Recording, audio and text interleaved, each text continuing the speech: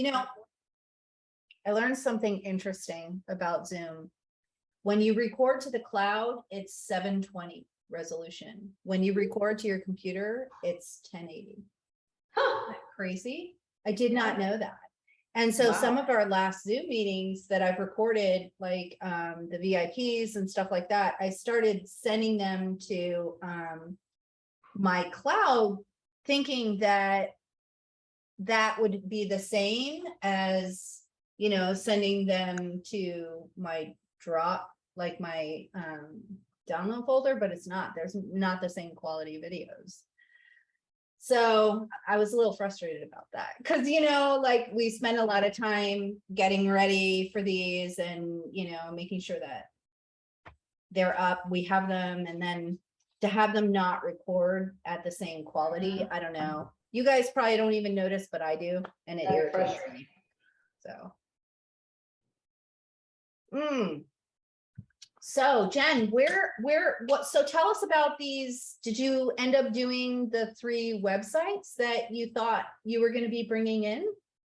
Yeah, so it's 2, but one of them is 2 businesses, but we're looking at just go ahead and splitting them and then just running 2 different websites. It's just going to be easier. Oh, wow. That's really, so, yeah. So it's going pretty good. It's getting, I was just telling Doug this earlier, that's getting frustrating because you just do all this stuff and you see like the website gaining traffic and people actually starting to fill out forms, but you can't make the business owners do anything. no, you can't. With it. No, you can't. So it's like, I've given you all this stuff. You're going to go out of business. Now people are contacting you already. We're only like, what, 2-3 weeks into it and it's already happening. And they're not contacting people. Really? Yeah. It kind of makes you wonder why they went through the effort of doing this in the first place if they're not going to use it. Yeah. But you know, like you did your part, you built the site, right? I know. I checked, I'm like, is your form working? Because I'm like, I'm seeing these contacts in there. And she was like, oh, they got a request and they haven't even answered them like 4 days later. And I'm like, I'm just making sure your form is working. And she's like, oh yeah. I was like, okay. Like, what else? I'm like, maybe they're the kind of business that like they do better with like text leads as opposed to form leads. You know, I wonder if, well, it's on Facebook. You would think so, but it's on Facebook too. And then people are like, I'm looking for a house cleaner. I just moved to the area. And it's like, where are you? Oh my gosh. Why are you not on this? Whatever. Oh man. Whatever. Oh man.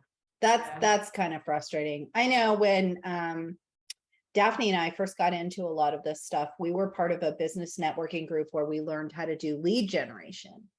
And lead generation is, well, you can do it 2 ways. You can sell the client a site and build it out for them so that they're bringing in the leads themselves, right? And that's a much higher price. Or you could rent a site to them, like build them out a site, you know, charge them a little less, but then charge them monthly for leads. Like, and you kind of keep track of it by all the calls are on your own call system, like call SID, you know, like we've got all of those lined up in there. So we can see when the business is getting a call, right? Like we have control of that.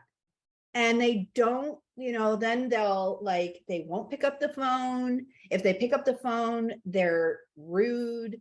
They don't know how to close the deals.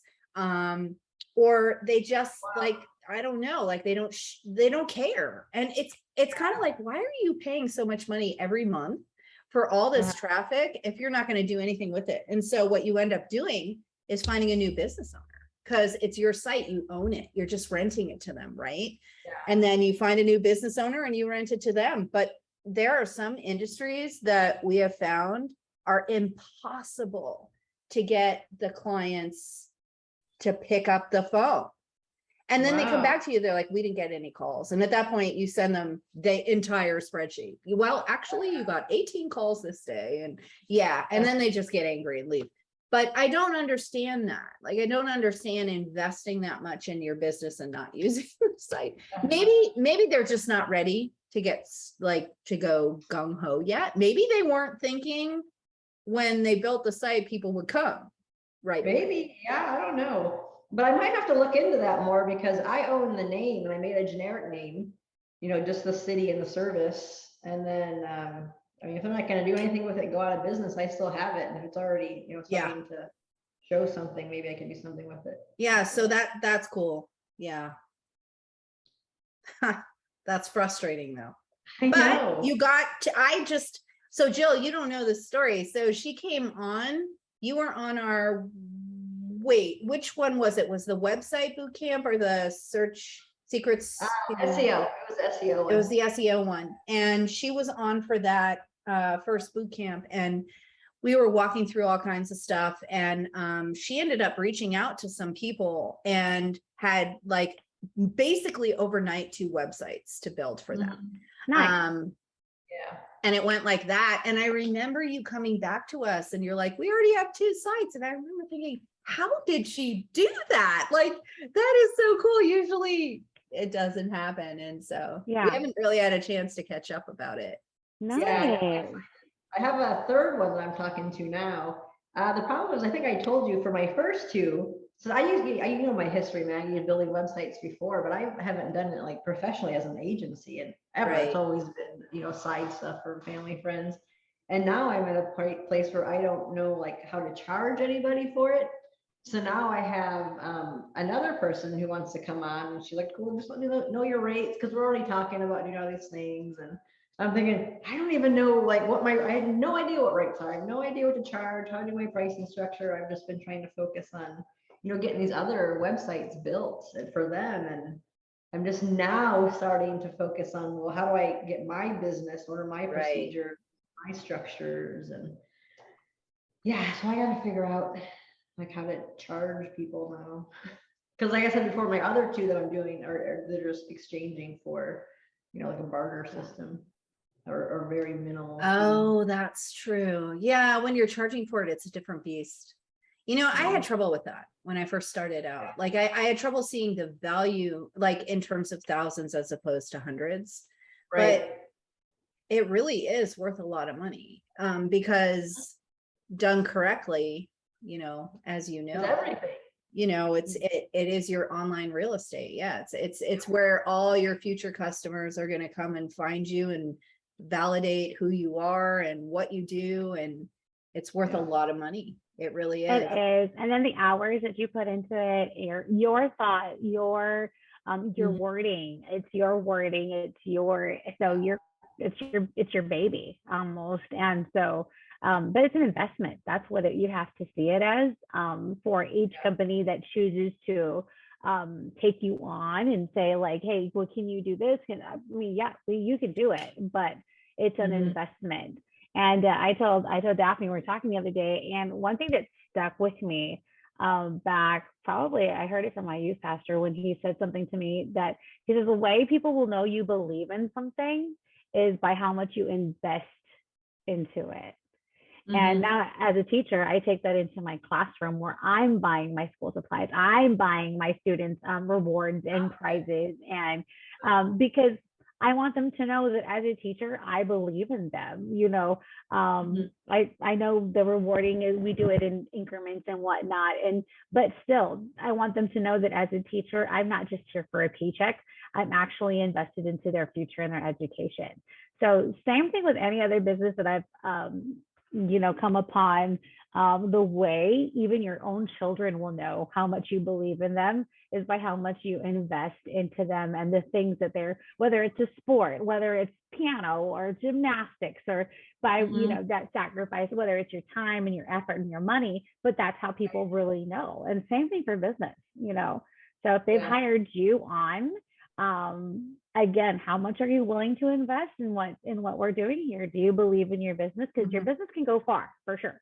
But how much are you willing to go that extra mile to make it happen? And it was so crazy. We did this training with Chick-fil-A, and I thought it was the coolest thing because Chick-fil-A is known as the company that goes the extra mile, and they actually have a video. We got trained professionally by a Chick-fil-A employee that this is what she does for the major corporations when they're first bringing on their hirees.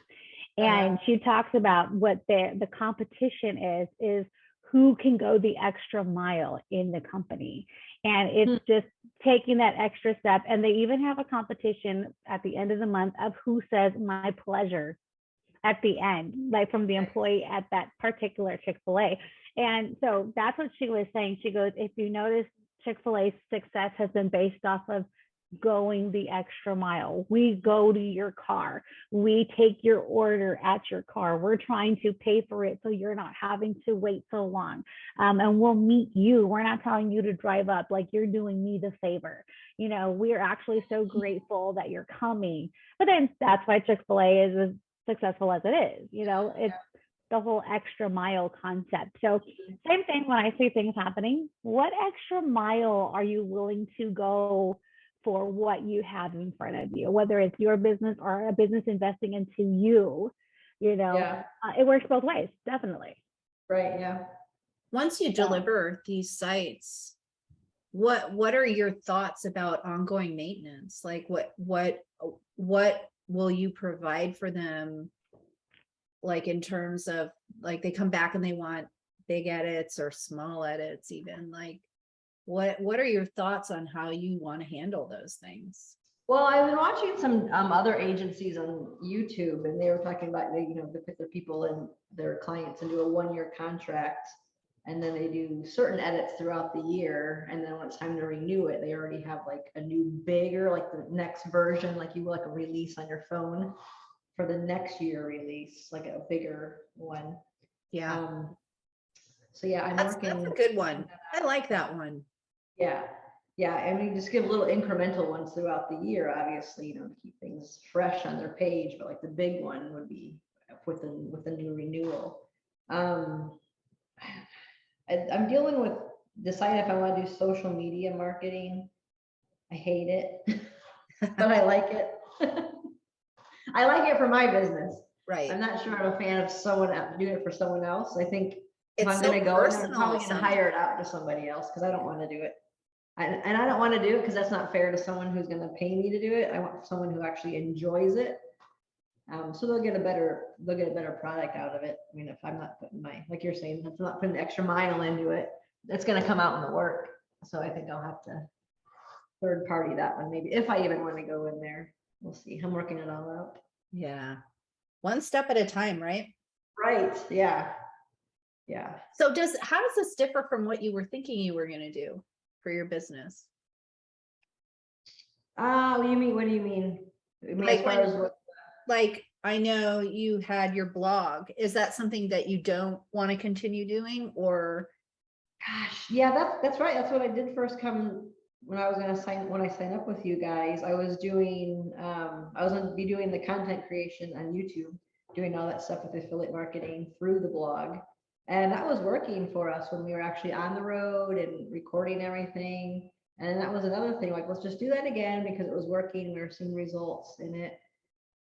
But then I'm like, I just don't like being on all the time. Like we always have to have a camera with us wherever we are going. We still travel a lot, but we always had to have the camera with us, and we just weren't comfortable like when we were at restaurants and here we are eating pizza, And it was different when we were on the road in the RV doing that sort of thing. It's just different now. Right. Right. Anyway. That's interesting. Yeah. I still love video creating. I'm already looking at how can I make a commercial for my website or for other people's websites? Because I love doing the creating side of it.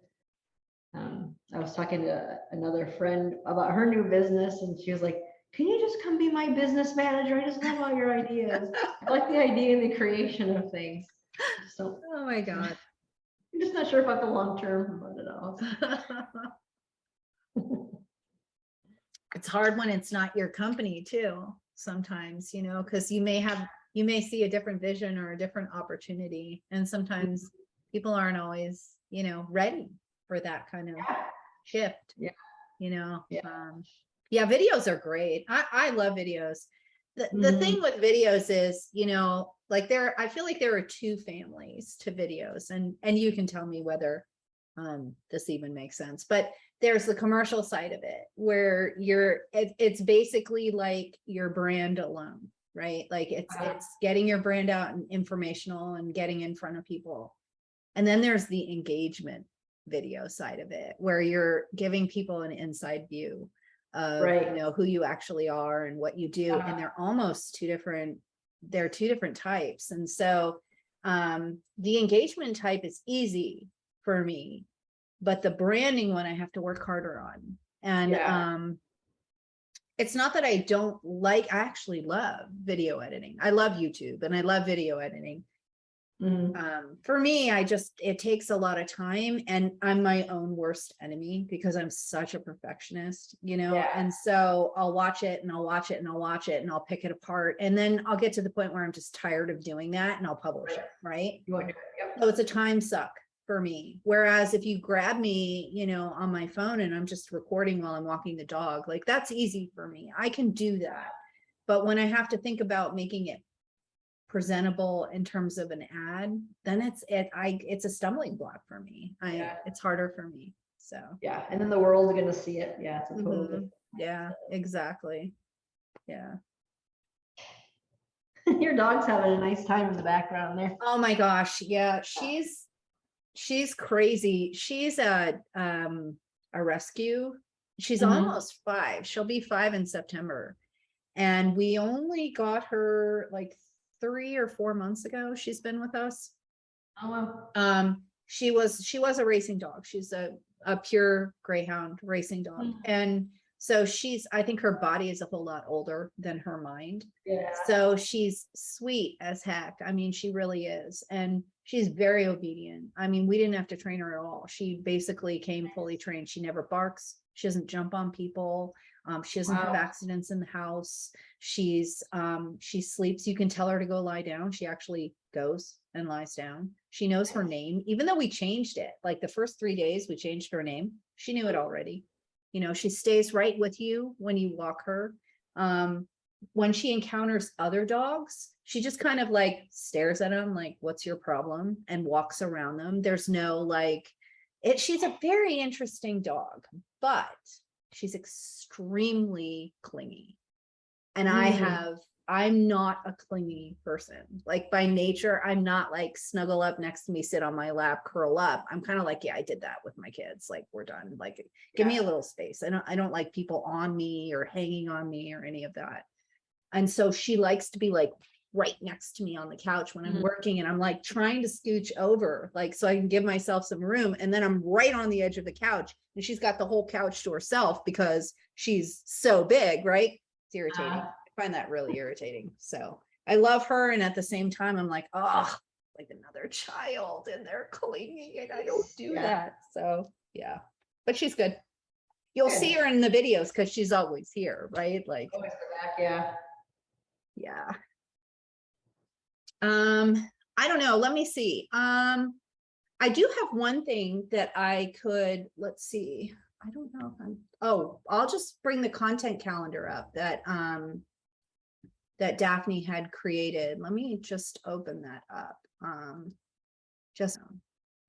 Okay, so she had created this really simple social media calendar so that you could kind of use it as a way to plan out what you want to share with your group or you're on your page or for your company or whatever. And I thought it was really cool because it really is simple. I mean, some of these are really complicated, and I actually have one, I'm trying to dig it up, that's a 2-year planner, but it's more of a list, like this, which is fine. And we might kind of draw inspiration from that and give you access to that as well. But it really doesn't need to be as like intense as that. And I think I don't know about you guys, but for myself, when I have that long list, I find it a little overwhelming. Whereas this is easy for me to just jump in and be like, okay, well, I can find something inspirational or share something that I learned this week, right? Like that's easy. I can share a tip about business or a tip about, trying to even keep my house clean while I'm working full time. You know, that's an easy Right. thing for me to do. I can promote a simple piece of content, no problem. Like, let me find something. I don't even need to recreate the wheel for that necessarily, right?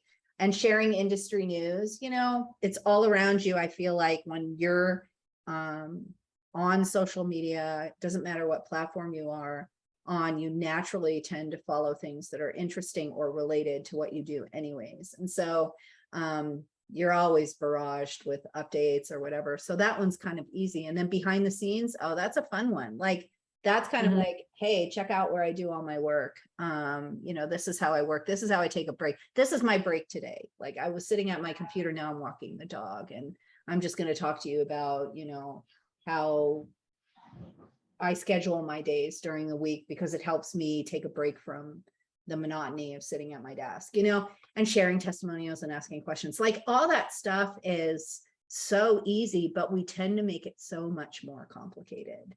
And it gets complicated, and then it gets discouraging, and then, you know what, we don't do it. And I don't even really do it for Birdie SEO. Like, it's sort of the one thing, unfortunately, that I never stayed on top of for Birdie SEO, because I was so busy doing it for my own clients.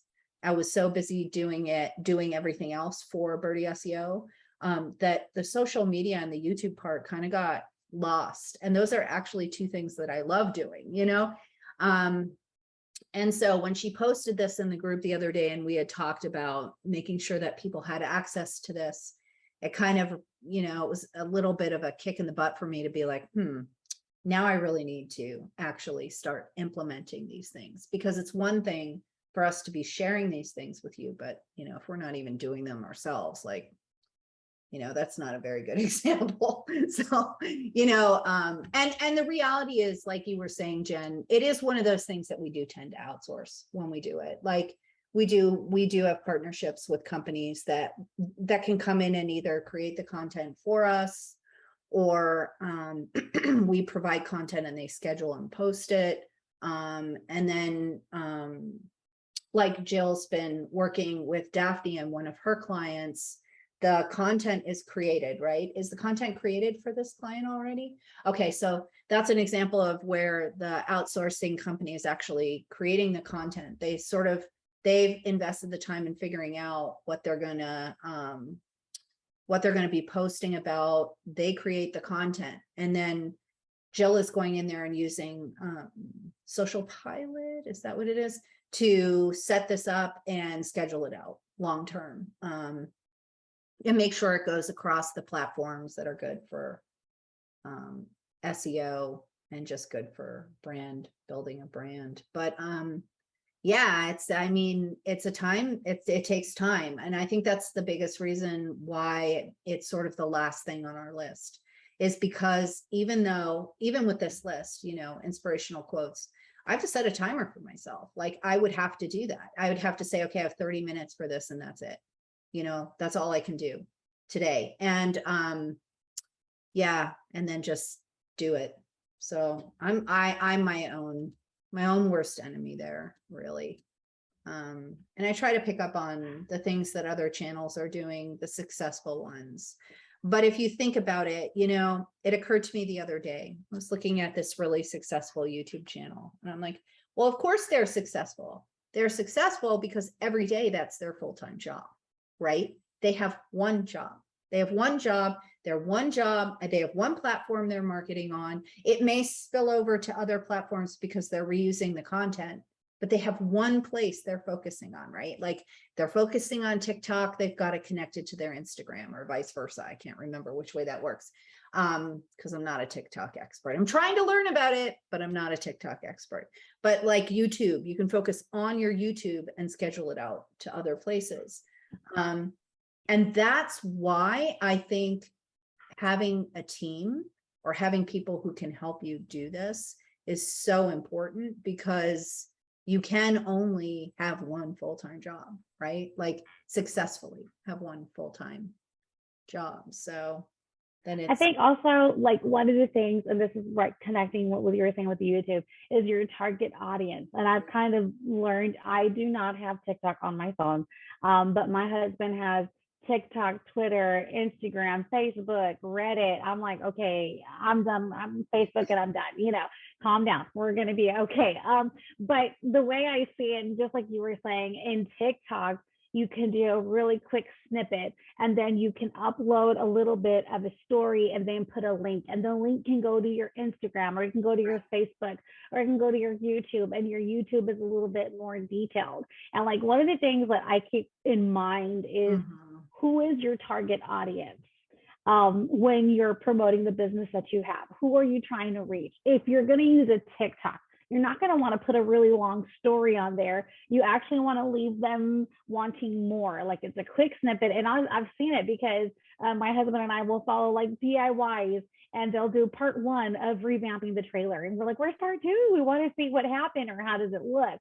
So you can do something really quick, want to learn more or want to know more information, and then you can stick that on a YouTube video, and your YouTube video can be anywhere from 3 to 5 minutes long. And the reason I give it that time frame, because if you're dealing with like working parents or working people in general, all they have is like 3 to 5 minutes to watch a video. Even if it's in the bathroom, that's all they really have to watch a video. Let's just call it out. Right? That's what they do. And it's really quick, even like a DIY, a really quick, like, let's get it done. How can I do this on my own? You still want to be able to captivate and capture your audience, whether it's a quick snippet, and then lead them to more information, to that link in your bio, as they call it, so that they can go ahead and follow, like, oh, this is what she's doing, or this is how she does it, or this is what her company is all about. So I've learned that social media can work for you. And again, it's like that audience, chances are you might get a couple people that'll just like scroll on, like, oh, okay, I got this. Okay. But you have some on there that are like, this is really interesting. Like, I do want to know how to grow my business, or I do need help with my website. Okay, what do I have to do? Oh, okay. You know, and then once they get that link and they go to your YouTube and you're, you know, showing you the ins and outs, and it's really quick, you've got them right there. So that's a good point. That's a good point about your audience and the platform, because like you said, TikTok are snippets. You know, you don't get the whole video like YouTube. Yeah, that's true. And you know, I'm not versed in TikTok. I'm not, and I'm hoping your husband will teach us the ways of TikTok. I had it on my phone for 7 days about 6 months ago, and it freaked me out. Like yeah, it freaked me out. I'm like, this is not my platform. Like, it's like a nightmare for somebody who, you know, like, it's like overstimulation, you know, and you're scrolling through it and all this stuff is like in your face, and I'm not good with that. And so I got it off my phone, but we just set up our MarketU TikTok.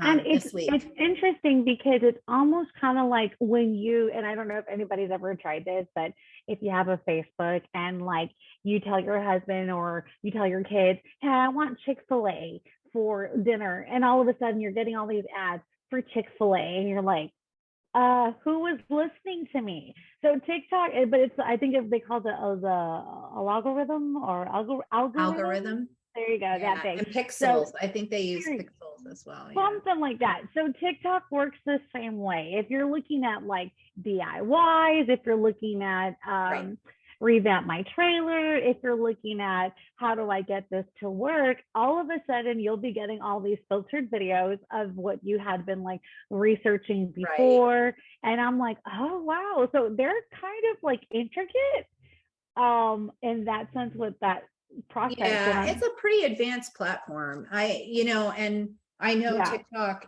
right now is a great place for small businesses because it's growing so quickly. Yeah. And because it's a very easy platform, or so I hear, for people to be able to create content for, because it's not an hour of content. It's not even 5 minutes of content. It's like 7 to 20 seconds of content, and that's it. But like I said, I'm not well versed in TikTok. I do find it a little overwhelming, but I realize, you know, there's a big market there for us to be tapping into with MarketU, and we're going to have to go ahead and, you know, jump into that. Yeah. Is TikTok pay to play yet, or is it still just open that your viewers will actually see you instead of the 5% on Facebook unless you're paying? No, I think it's still open, but you definitely can do ads, right?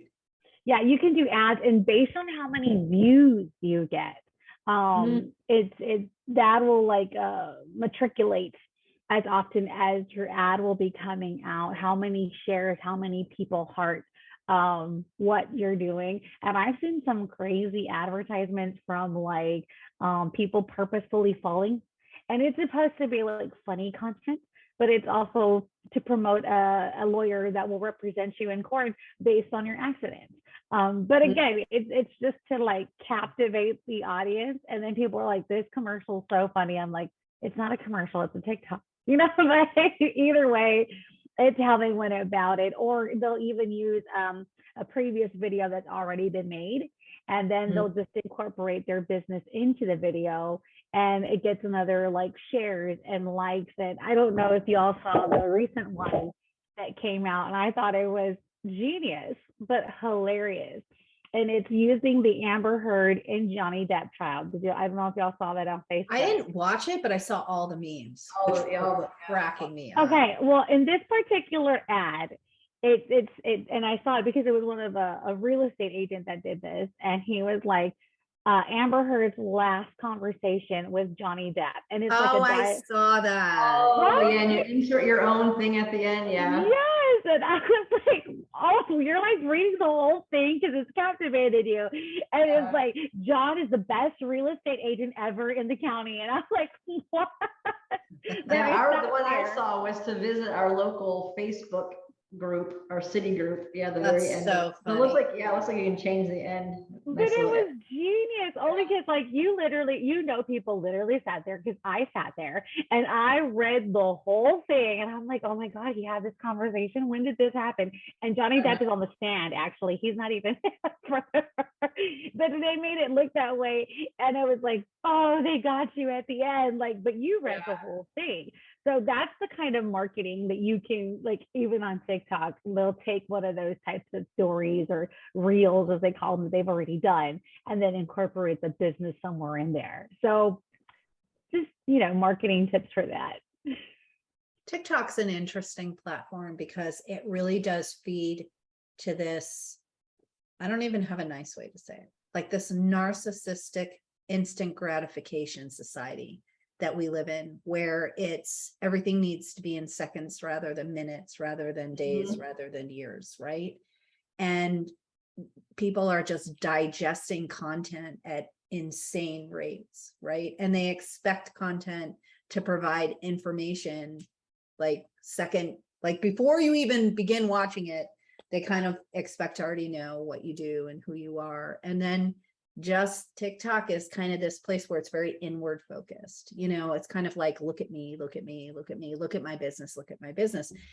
But it works like that actually works to their benefit here.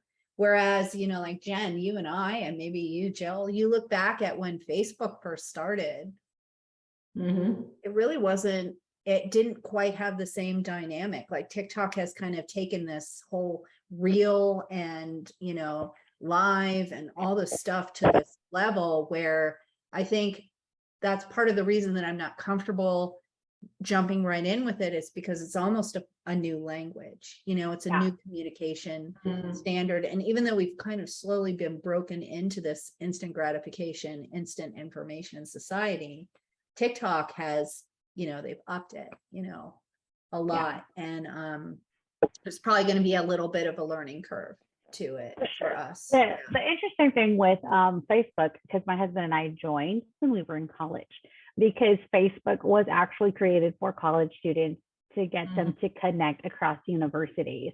And so my brother was in Ohio State. We were over here in Texas. We were trying to stay connected even while he was in college. So when we got started with we even had, what was that other, MySpace? Was it MySpace? Y'all remember that one? And so we were talking about that. And then it was kind of like it grew. And TikTok actually used to be Musical.ly. I don't know if y'all remember, it was like a Deb Smash. And then it was from Deb Smash, it went to Musical.ly. And then from Musical.ly got bought out by TikTok. And then it just all took over.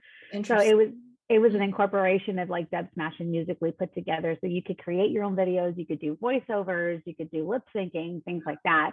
And then now TikTok is what it is. It's quick, you know, snippets.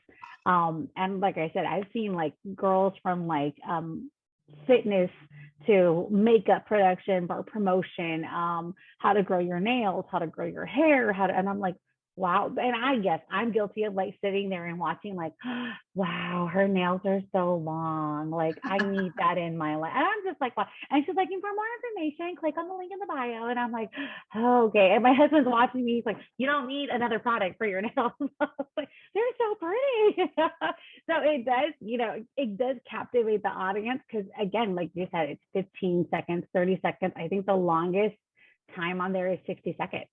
You know, yeah, they're very, very, very short. Yeah.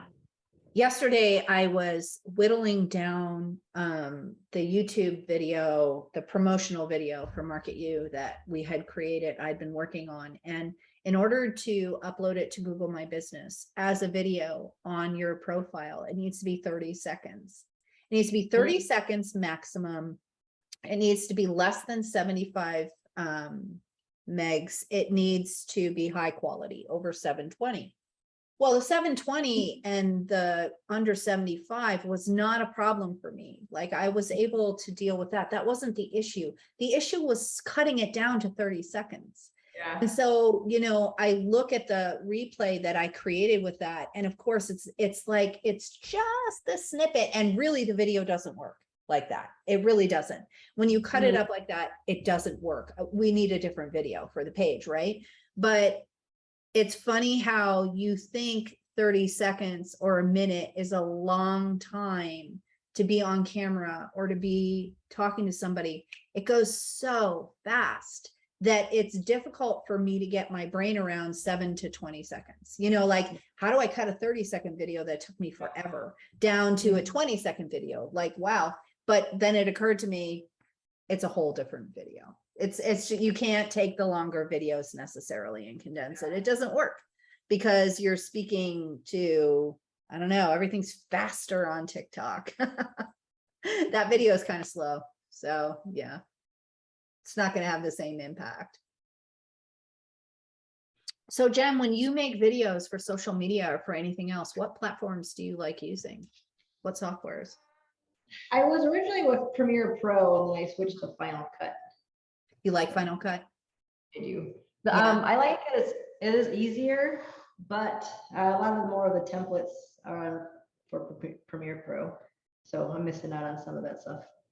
Yeah, I understand that. Premiere Pro is cool. I have Premiere Pro. It is a steeper learning curve.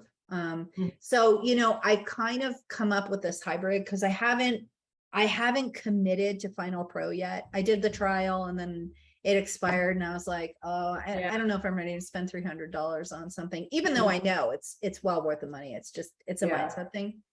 So I use, have a Mac already. huh? Especially if you have a Mac, it runs perfectly on there. Does it? Yeah, that was one of the other things with Premiere Pro is I have a really fast new Mac, and even running Premiere Pro and making videos, it was just chunk along. Yeah, So Adobe software has streamlines it. It's so fast when it's rendering. Right. But anyway, yeah. Adobe was actually built for Mac users, but I think over time it's become less focused on the OS because they've had to accommodate different language, you know, different platforms. And I think the cloud version is chunkier than the originals, like the ones where you actually bought the software for the year.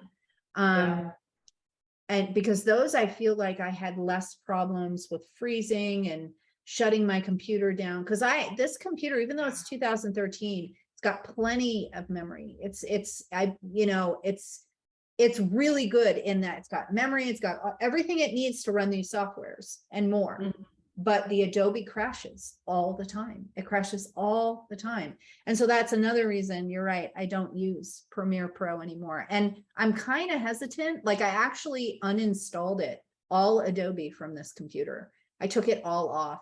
It's on my laptop, which has less memory, less, you know, but it works okay on there. It just kept crashing my computer. So I'm kind of interested in going back to Final Cut. But let me tell you what I've been doing. I actually have been doing this hybrid of Canva and iMovie, because on Canva, you can create these graphics and move the text and export video clips the way you want it, and then just piece them in between the video that you have already in iMovie. And so it takes a little longer, but even Premiere Pro, I mean, that takes time to edit those templates when you bring them in. It's not like super fast. So for me, I've been kind of puzzle piecing things together. I don't know if I'm going to keep doing that forever, because it is a little time consuming, but I feel like I'm using everything I have already, and I'm so cheap. Like it's hard for me to invest in something new if I feel like I have everything I need. Yeah, so what I've been doing is going into Canva and finding video, you know, graphics that I like, and then changing the background and the font so it all, you know, it's uniform, and then just exporting these little clips and overlaying the voiceover and whatever else I want to put in there. And that's sort of where I am right now. But I'd be really interested. I think it's probably time to go back and look at Final Cut again. It's not that big of an expense, you know. So does Final Cut have templates at all? I was gonna say it has like if you're a Motion Array. I have a Motion Array subscription, and they have less than Premiere Pro, but they work it's so much easier to use their templates. Yeah, it's a Mac, you know, everything Apple is so easy to use once you have it in there. It's just streamlined. It's like butter. Yeah. I mean, it's so easy. Not a lot of editing once you get them in there. You just basically drag and drop the templates in. So, yeah. Okay. Well, that's super cool. All right, I'm gonna have to look into that. Yeah. Well, I didn't have anything else for today. So I guess, Jill, did you have anything, or Jen, do you have anything you wanted to throw out there or share? Or I will go ahead, and I know several people had messaged me about not being able to be on today. There are a lot of people on vacation this week, actually. I think 4 people in our group are on vacation this week, which is kind of funny, all at once. So the only thing I was going to say is one of the things that my husband taught me, because in our family, he's a very like media savvy. He creates videos, he does TikToks on the side. But this man will watch YouTube videos on how to like run like all these programs, how to incorporate this one from over here and mash it with this one over here. And he'll just sit there and watch them. And I'm like, are you retaining anything? You know, because my mind will just kind of like, squirrel, and I'm like, oh wait, you know, the dishes and the kids, and I'm like, I won't really sit there. I'm the 30-second snippet person, like, you know, hurry it up and give it to me and we're done. Which TikTok has a lot of great recipes, by the way, that you can make for dinner. They got my attention quick. But he does a lot of work with iMac computers as well. And he will like put these, and he's the one that'll watch a 30-minute video, and he will like kind of sit there and watch the video that they're doing on the iMac, and then come to his iMac, and then he's like trying to, you know, work with it there, because at the church that he helps at, we use ProPresenter. We use multi services platforms to help everything run for productions, because that's where he's the media and production team. And so that's why for him, sitting down and watching these videos, even how to run a light switchboard through a computer. I have no, like, he'll be running the lights and he'll be running the cameras, and he's like telling the camera guy where to go while he's running the lights and things like that. And I'm like, that's what your husband knows how to do, Jen. I was gonna say that's Doug right there. That's Doug. Yeah. Doug's the sound guy. Oh, I think we lost her. Yeah, I actually had to put myself on mute because Doug is installing surround sound speakers in our hallway right now, and I heard the drill going on. I'm like, oh, that's so cool. No, you're totally fine. But even that's what I say, with those 2 platforms, if you're wanting to use Canva and iMovie, or even whatever social media platforms are using to create some of this stuff. I know YouTube does have like quite a bit of videos to watch. Oh yeah. I mean, on, like- honestly, I've learned a lot of what I've learned, and I know with Daphne too, and probably you Yeah. too, Jen. Most of it's YouTube. Like honestly, Yeah. we're part of all these groups. We have all this training, but sometimes I'm like, yeah, I can't find it. I'm going to find No, it. yeah. So that helps too. All right. Well, happy networking. Have a very good week, and we'll see you next Thursday. Bye. Thank you. Bye. Nice meeting you. You too.